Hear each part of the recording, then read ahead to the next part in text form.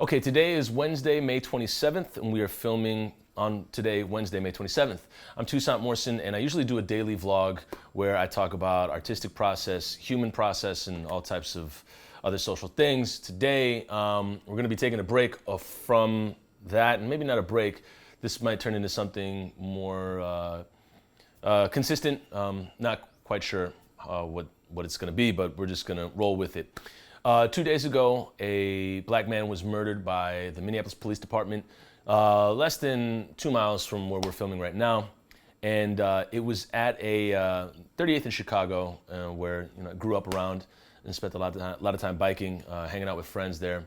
However, what we're going to talk about today is a series of things, social and psychological elements surrounding the event of George Floyd being murdered by the Minneapolis Police Department, which is of itself not within a vacuum. This is a continual theme and legacy throughout this country and throughout Western culture in general. But today, what I want to talk about right off the bat is I want to talk about the imagery. I want to speak to black youth in this one. This one is for you. Anybody else can obviously watch. But I want to say that images of George Floyd, the pictures, the video, I didn't watch the video, can rattle you to a subconscious level that you may not know right now. You may think that you're okay, you may feel okay, you may not feel anything, which is also a feeling. And I assure you that you will undoubtedly be affected, if not now, at some point in your life by this event happening.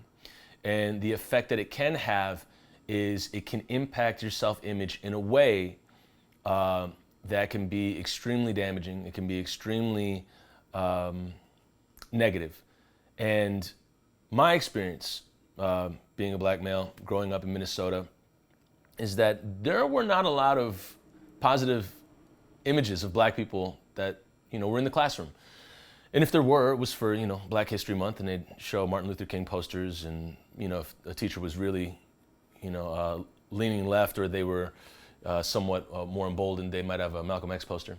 The issue is that positive self-images of black people were and still are withheld, and the images that are shown are ones where our bodies are being brutalized, murdered, criminalized, lynched, a litany of things that involve death. And the narrative that we get taught in these images of black bodies is we're taught that our bodies are expendable. And in that, my understanding with that experience is that I felt not only was my body expendable, I also then felt that my language was expendable, my thoughts didn't matter, my ideas didn't matter, my actions didn't matter. And it permeated through the entirety of my character and my personality and my being. And it's important to obviously garner a good self-image, but I just want to touch on the beginning of it, being aware of it. And I think it's extremely advantageous for us to become somewhat media literate in looking at who are the media outlets, who are the people that are posting these images. Like when you look at the O.J. Simpson mugshot, on one magazine, the contrast was just cranked up to where his skin was darkened and all the shadows were darkened and dark. Almost came off as murderer. It was to build up a negative image of OJ, or just the picture. And then another magazine used just a lighter image. And in that, you can see colorism is obviously just at play. The darker, the more dangerous. The lighter, it is what it is. So we have to look at how we're being portrayed by white people. And if you look at the history of how white people have displayed black people, it is obviously, when you look at even like Uncle Ben's rice cans or Aunt Jemima, or if you just Google any type of black memorabilia that was used in advertising, you'll see portrayals that are absolutely subservient to white supremacy, passive to white supremacy, and happy to be in white supremacy. And the issue is that psychologically, we then believe that's who we are. We then believe that's what our bodies are worth. We then believe that's what our language and our actions are worth. However, it couldn't be further from the truth. And you have to know that obviously you're valuable, more than valuable. I can't put that in the words, because the love and the empowerment in being black is something that me as an artist, I've tried to put into words for a lifetime. And I get wordless when I think about it. However, I want to go to the start, and that is with the images that white people use to portray us and the language that they use to portray us. And you have to engage with who's telling the story, who's telling the narrative, who is creating this arc for us. And I encourage you to move a step further and ask yourself, how do I want to write my story? Who do I believe I am?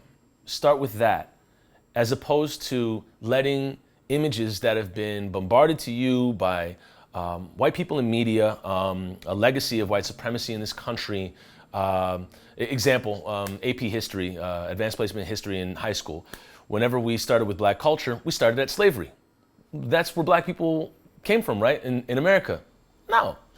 So my story, I was always thinking, well, my story started at slavery, right? No, it didn't. There was a lot of things before that. And so it's almost like, I told this to a white coworker. When you see the movie Terminator, or any movie that has a post-apocalyptic storyline, they don't just start in the future and everybody's like, cool, we got to get this thing done. They tell you what happened. Like, why are there robots everywhere? Why is the earth bombed to crap? You know, like, what happened? You said they give you some narrative building up.